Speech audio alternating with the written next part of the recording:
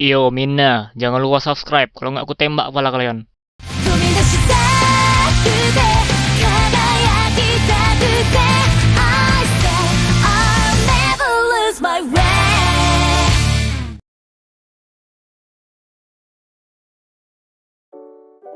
Halo semuanya, selamat datang kembali di channel Tidak Pernah Lulus. Di video kali ini gue bakal bahas Ultraman yang sebenarnya udah mati, tapi malah bisa muncul lagi. Jadi Ultraman ini aslinya udah mati, jiwanya udah nggak ada, cuma menyisakan tubuhnya doang. Terus dia bisa muncul lagi karena tubuhnya dipakai orang lain, atau diubah menjadi Ultraman yang baru. Kira-kira apa saja Ultraman-nya? Langsung aja kita bahas. Yang pertama ada Evil 3. Nama aslinya kalau di buku konsep art adalah Alternatif 3. Dia berada di satu zaman dengan Ultraman 3 dan Giant of Darkness. Alternatif 3 juga melakukan hal yang sama dengan Ultraman 3, yaitu meninggalkan tubuhnya di bumi. Ultraman ini sebenarnya adalah Ultraman yang baik, namun karena digunakan oleh orang yang salah, dia pun menjadi jahat. Ya nggak bisa dibilang jahat sih, soalnya Keigo Masaki lah yang menggunakan tubuhnya, sedangkan jiwa dari Ultraman ini udah nggak ada. Yang kedua ada Terranoid. Ultraman buatan Kihachi Gondo ini sebenarnya udah mati. Gondo menciptakan Terranoid dengan mengumpulkan pecahan 3 Companions. Dia membentuk pecahan itu menjadi Ultraman yang baru, yaitu Terranoid. Secara penampilan, Terranoid dibuat mirip dengan Ultraman Dyna. Dia lalu dibangkitkan menggunakan energi kehidupan Asuka. Tapi karena Ultraman ini tidak memiliki jiwa dan kecerdasan, cara bertarungnya malah boros energi, dan dia bisa dengan mudah dikalahkan Spear, lalu diambil alih sehingga menjadi Zelganoid.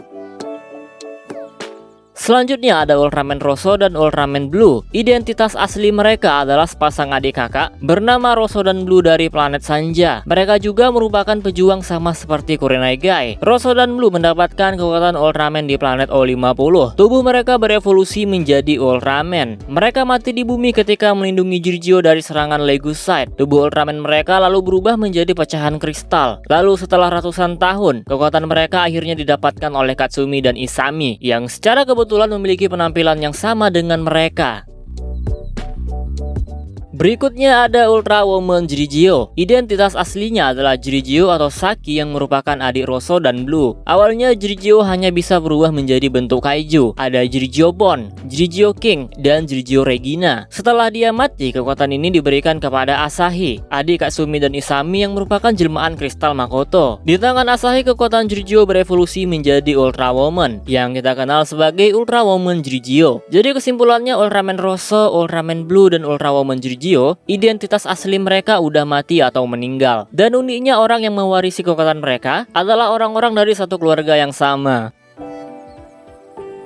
Dan yang terakhir ada Trigger Dark. Dia adalah bentuk Trigger yang asli sebelum tobat. Ketika Kengo atau Trigger kembali ke masa lalu, tubuh Ultraman-nya yang ada di masa depan berubah menjadi Trigger Dark. Bersamaan di masa lalu, Kengo berhasil menyadarkan Trigger Dark, sehingga Trigger Dark di masa lalu menjadi Ultraman Trigger. Kengo lalu kembali ke masa depan dan mengakibatkan Trigger Dark kehilangan kendali. Iya, jelas karena Trigger Dark yang asli udah datang. Singkatnya, Trigger Dark tanpa jiwa ini dikalahkan oleh Ultraman Trigger. Namun sisa kegelapannya malah masuk ke tubuh Ignis. Setelah beberapa waktu, Ignis mendapatkan cara menggunakan kekuatan ini, dan dia pun akhirnya bisa menjadi Trigger Dark. Tapi itu cuma tubuhnya aja ya, jiwa yang asli ya Kengo Manaka. Loh, berarti nggak bisa dibilang udah mati dong? Iya juga sih.